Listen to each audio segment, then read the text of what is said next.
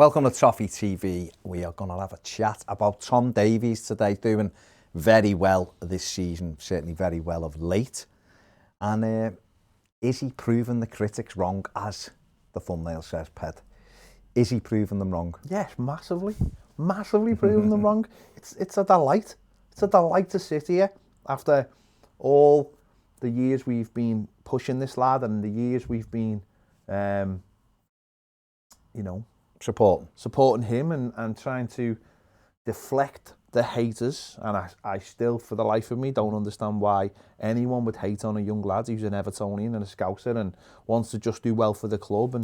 But they have, and for some reason, I don't understand why they have. People like Tom Davies get more abuse than people who are really, really bad at football and milk the club dry. But here we are, and we have our chance to sit here and look at the positives that have happened in the last few months. How much of it you put down to the manager? The fact that he's starting to really find his role in the squad, shall we say?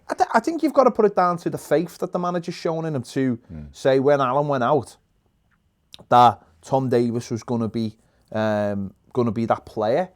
But that's only the start, isn't it? That's only where it starts. Yeah. The player has to, obviously you get picked to be in the side, and a lot of that will come from what he's seen in training.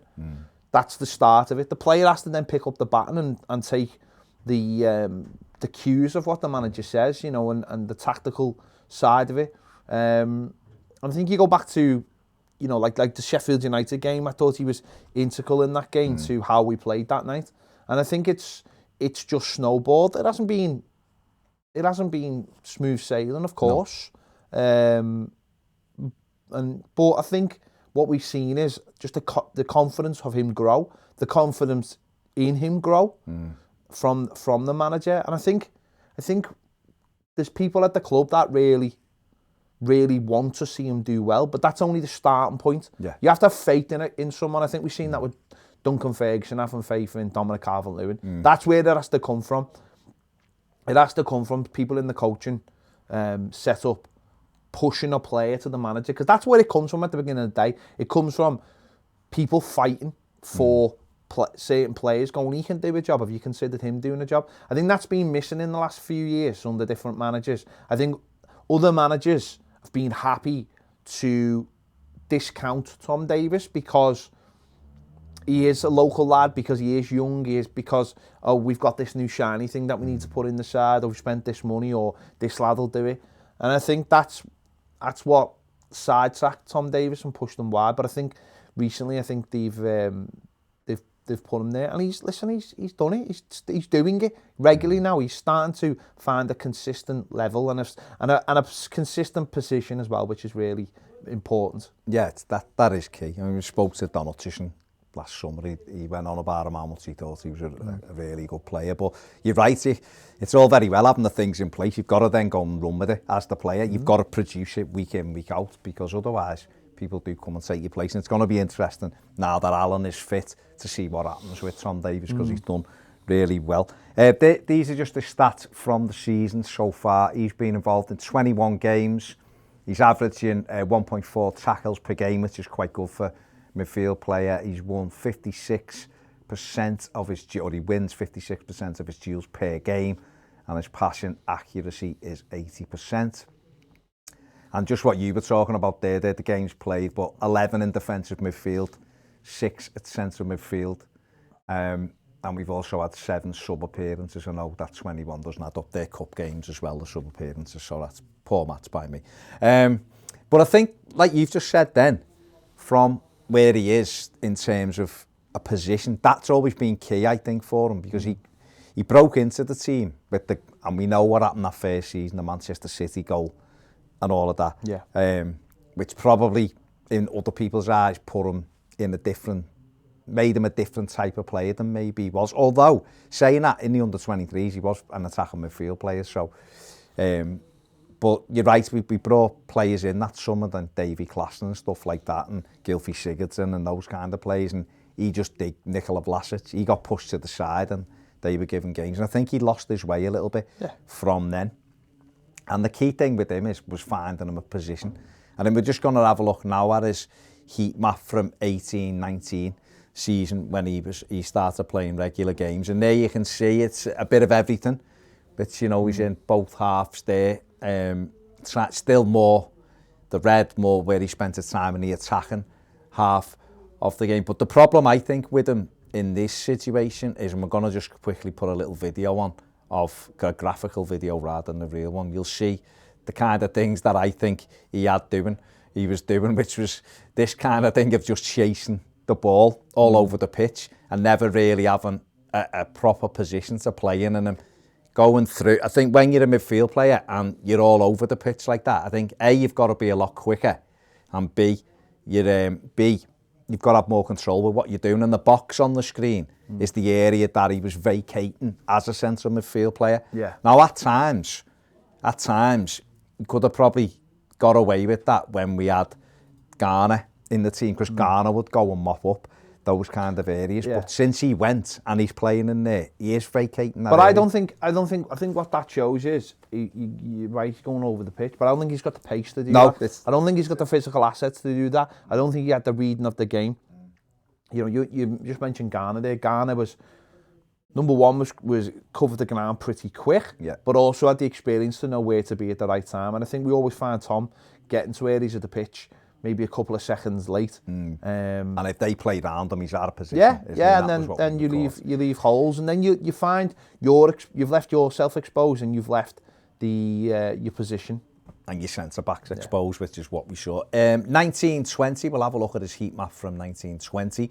And what we saw in 1920 was obviously Carlo Ancelotti involved in that as well, was that we saw a more even spread of where the darker spots, you know, where he spent more time. It was more even of being a midfield player trying to do both halves. He's covering the middle third, but still, isn't he? He's covering, you know, he's not too defensive, but he's also not too attacking. He is in, so like he is that playing middle, like a proper midfielder. Like a centre midfielder. And obviously, what we still saw on the next video, that he still was leaving a position and trying to join in as much. And you can see that from the heat map, is that, again, when we stop it there, the area is exposed behind him. So when he was playing, maybe, and what we saw in the second half of the season was he's playing in a two, but he's playing in a two with like Andre Gomez or Gylfi Sigurdsson. So when they were both leaving it, Everton were leaving a huge block there. And again, we know we bought Jean-Philippe Gbamin for that role, and he's not been fit. You know, Garner did that role very well. Once Morgan Schneiderlin went out of it, there was no, I mean, Schneiderlin couldn't do anything else, but that was good where he was sitting in that role. And Everton found it very, very difficult in those areas. And so, because Tom was still trying to, and this is what we're talking about, and trying to find a position. In his head, it's, I want to do everything. You hit the nail on the head. He ain't quick enough to do that. It's not that he's not quick enough to go over 5 or 10 yards and get somewhere. He can, but it's being able to sustain it with athletes. But it's also not his natural game. You said it straight away at the beginning. He started as an attacking midfielder, right? And he wants to go forward as a footballer. He wants to have the ball. He's not. This role that he's playing at the moment doesn't mean that, you know, he's running around like a lunatic trying to take the ball off the opposition. He's not. He's taking the ball off our back four. Takes the ball off our back four and then becomes a screen in front of them and can play, you know, wall passes, 1-2s, get the ball off the centre backs, off the goalkeeper, and then move it onto the full backs who've gone into advanced positions, or try and get it between the lines. That's what he's been doing. So it's not a case of him being this defensive midfielder. I think like the graphic showed there, when he was doing that job, that I think is more what we'll see of Alan doing, what we did see of Alan doing. Getting around the pitch, hurrying people, knowing how to get round them without fouling them, and you know, it's a very modern sort of, you know, it's part of the press, isn't it? Very modern way of taking the ball off someone without actually engaging them physically. I think that's what Tom does now. Like you said, he's got discipline now, but it actually takes his best assets. I mean, I'm gonna say a name now, and you know, it might sound stupid, but it is the Pirlo role. It is that role of being the deepest midfielder, but also being someone who's good on the ball and attacking on the ball. I mean, Pirlo was the master at it, and I'm just using that as in, like, if I said like the Makelele role, you know, same position but completely different things. Yeah. He likes to take the ball, and when he takes the ball, he does take up some really, really nice angles, so that the next pass is off, and he's grown in confidence now, and there was a lot in the last 2 or 3 years. You could say this a few times about him, maybe the pass that he isn't always right, and if he is deep, then you worry a little bit, it looks like he's losing the ball a lot of the time. People still think like he loses the ball a lot of the time. He doesn't. No. He doesn't at all. His average there was 80% over the course of the season, but when you actually look at his average over the last 10, 15 games, it's up in the 90s, because he doesn't give the ball away a lot. You're right, if he's when he was leaving his position though and trying them passes and they were intercepting and breaking on us, I think of Leicester last season, one of Silva's last games, when 2 goals, it wasn't because of him, but he lost the individual battle and they broke on us, and he was running back towards our goal and they were away. And I think what he has done now is found the position. You're right, he's a good passer of the ball. We've seen it with the second goal at Anfield at the weekend, the move that led to the penalty. It was a fantastic pass into the Charleston. The ball for Dominic Calvert-Lewin at Old Trafford. Yeah, for the inside the fullback. Inside the fullback. He's got that passing range. The criticism I would have with him when he was playing a little bit higher up the pitch was he didn't get into the penalty area enough. If you're playing as an advanced midfielder, was he? And if you look at Alan and what he did for Napoli and what he did for Udinese, he scored 3 or 4 goals this season. He was in the box a lot and he was creating goals, and we saw that from Alan. I think Leeds at home was a big thing when he got the ball and just went and drove what he wants to do. I think the manager's been quite honest about him. I think he's been asked about him and he said he's not a number 10. He's not physically capable of being number 10. Number 10. He's not, he's not quick in terms of picking the ball up and running away from people. We've seen that as well. So the job, I think it's been partly due to looking what we had in the squad and saying, we knew already he could play 6 because he'd been playing there for England under 21s, and he's, he's good at they loved him, they raved about him, and players rave about him in that position. And of course, that's against a certain set of players. But I think it's necessity is part of it as well. Knowing who have we got for available in that position. Well, there wasn't many candidates. I think that helped. But I think he's took it on really, really well. And as I said, I don't see him as a defensive midfielder. I see him as a deep line midfielder. Yeah. Someone who takes the ball and then helps move it on. And that's a really important, especially now because we know the manager likes to play out from the back. We know he does.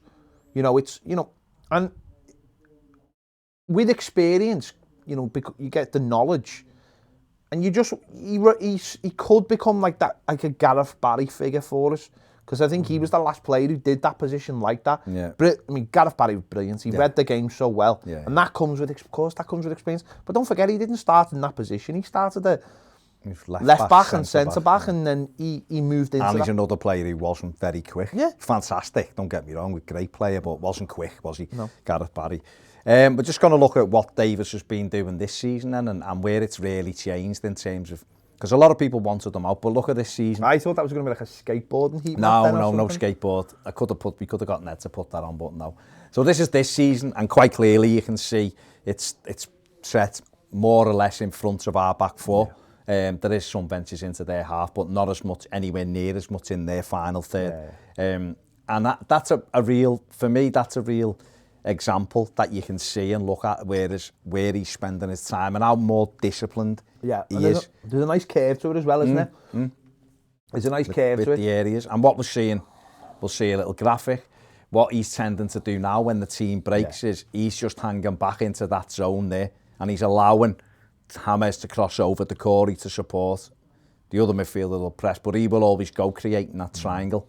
With the centre-back. The centre-back, which is what you want for that role. And I think by playing that, and you just said it there as well, by playing through that and where he is in that zone, he is able to take the ball off the centre-back. You're right, he creates angles.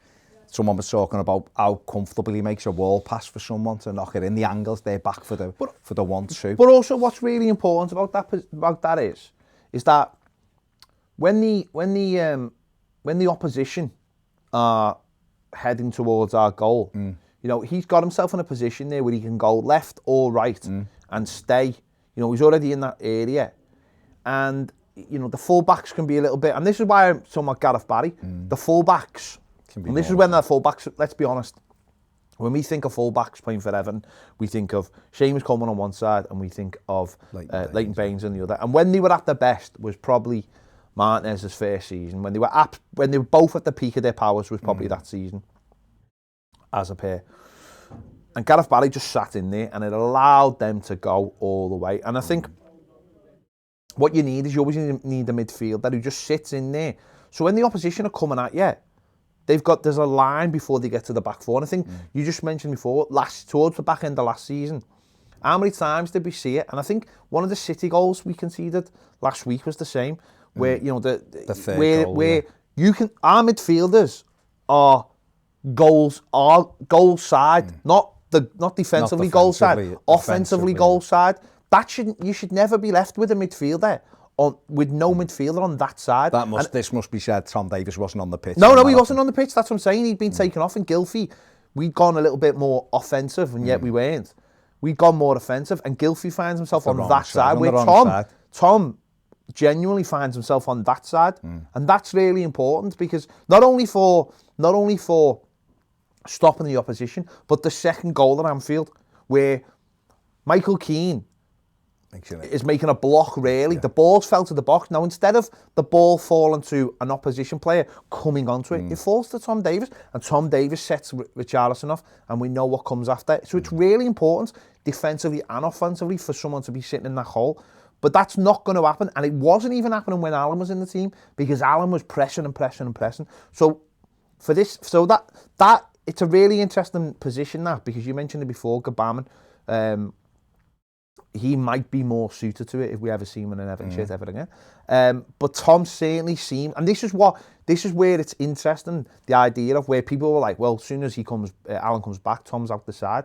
Whereas my thoughts are, well, actually, Tom will sit in that position, and Alan can then go and play his natural position. We'll have a look at that in a minute, but you're absolutely right. It's about being able to keep that solidity while having two people pressing. It's another reason why I want another midfielder in the summer. Yeah. In more of a decore mould as well, that kind of athlete physical presence to get about that midfield. But I think what's really key for Tom Davies is people asked, I think there is being a real turn now. I think a lot of people who maybe wrote him off are going, well, you know what, actually he's a good player and it's important. It's what we've said quite a lot, and I think sometimes I understand people's frustration. You're looking at a team and you're going, where can we get better? And it's almost like, right, we just get rid of him, and if we got this and many in, we'd be that good. Yeah. But the makeup of a good side and a good squad is that your players are able to do jobs. And what I think's really important now is he knows the role within this team. Thing. And that's the key thing for me, is that it's almost like, it's like with Dominic Calvert-Lewin. Once he kind of knew that he had the opportunity to become the number 9 and everyone questioned it. We were going, Mason Holgate's another one. All right, he might be a little bit different because he wants to be a centre-back, and we don't know whether it's long-term he will or he won't, but that he knows. But that's not important. What's important is the manager has faith in. Yeah, but he knows he can be relied on. We were last season saying Mason Holgate, Dominic Calvert-Lewin now big important. Can Tom Davies become that player? And to be fair, the manager is allowed that to happen. Okay, he's been fortunate because of injuries, but it's happened, and that's, I think now, like what you've just said there, I think people now look at Tom and go, he can do a job for us. And I think once that mindset changes, where you are looking at the positives and not the negatives. Of course, he still makes mistakes in games. Of course, he does. And I sometimes look at his mistakes, and I don't go, oh, Tom, you've made a mistake. I go, people are going to jump on that. And it's about not jumping on it. It's about being like, it's a mistake. Everyone makes mistakes. Everyone makes mistakes. Decore, I mean, I absolutely love Decore and think he's been fabulous since we brought him in. But on Saturday, God, he gave about 4. He got caught about 4 times from being sloppy. And so it is about looking past it. And I think for Everton to be successful, whatever that form falls in, you have to have people like Tom Davies who are good at the job and you know what they can do. He's only 22. Yeah, that's 22. It seems like he's been around for ages. Yeah, he's a baby. You know, he was, for me, I think he was my player of the month for January. On my ratings, he was my player of the month, and it was deserved, because I just got on our patron for him. He scored really highly. I thought he was out. I think for January he was outstanding. Sorry, not January. February. Sorry, forget what month I'm in. February. I think he's been but that's been through January and February. He's grown, and that's what happens. That's what young players will take time and have their ups and downs. But I just think you know what you said before. He knows that's his position now. That's his position, and he has to just keep growing and learning more of that position and studying and knowing what he has to do more often now and what he does now. I mean, he said himself. The manager told him, simplify your game. Stop taking 4 touches when 2 will do. People have said that before, and rightly so, criticised him. It takes too many touches. I think Iwobi does the same. Ironically, I think Iwobi's one. Andy sent me a clip yesterday of like, where's he gone? Yeah. Like a 3-minute thing on him for Arsenal. He was unbelievable. Wasn't taking hardly any touches, knocking it going. Now it's like, I've got to get it. And that's confidence that when Tom Davies, it's no coincidence now he's had the run of games and he's like starting to play well because he needed games. But we'll just have a look at this next thing if Ned will just put it up for us. And this is how Everton generally line up now. That's like our shape, obviously, and he is very much the anchor in that midfield triangle. And lately he's had, obviously, Andre Gomez there. He's had Abdoulaye Doucouré, you've got James right and left, and we've got Richarlison and Dominic Calvert-Lewin there. So when you're looking at that side, you're saying, right, we know where he is. We've got no Allen in there. He's key in that role. We're not looking and going, oh, should we try Gylfi in that role now, or Fabian Delph, or, you know, somebody else? We put him in there, and then the next one that we've got, this is what it's allowing Everton to do now, is play from these positions. And this is what really, ideally, we should be able to do, which is have him anchoring. Your 2 midfielders should be able to push on. And like you're saying, I've put Alan in there because I think that's the midfield 3 we want. Yeah, so it's our programme. Why wouldn't we put him in? And it allows them to then go and hunt. Doucouré, we know, wants to join in. He wants to get in the box. That's what we need from him. Alan wants to go and hunt and rat around. And if you've got Tom Davies sitting there, it also allows your fullbacks to fly on. Now, I've got Seamus in there because Mason Holgate stops at the halfway line because he's naturally a defender. And that's what that should free up because, again, like you just said before, it creates the triangle. We've got 3 men back. Alan should be able to jog in there as well, so it should allow the other way. And in an ideal world, when this is the opportunity. Sorry, Ned, just take it back one. Sorry, this is you've talked about a slightly different formation here. With Everton, which we think it could enable us to play, which is James a bit more central and almost a diamond midfield, so to speak. It's like a flat 3 with 4-3-1-2 with 2 players up front, because we saw Richarlison's really come to life, hasn't he? In that, in up front. And that's where he wants to play. He wants to play through the middle. And that's where we'll get. And that's where said it loads of times. If we get a right back, well, if we do that, Ned just put that last one on for us. So if we do that, then this is what we can look forward to. Say that 23 is Max Aarons, who's been linked heavily with Everton this week, bombing into that shaded area on the right-hand side. And you've got Luca Dean, we know, bombing into that shaded area on the left. As long as Tom Davies stays in his rectangle there, Alan can join in Doucouré. Look what James is given in that role. He can go right to a Max Aarons or a Coleman if he can get up there, left to Luca Dean, and then ahead of that he's got Dominic Calvert-Lewin and Richarlison to slide in. Now, if everybody's marked, it opens up for James Rodriguez to have a go himself.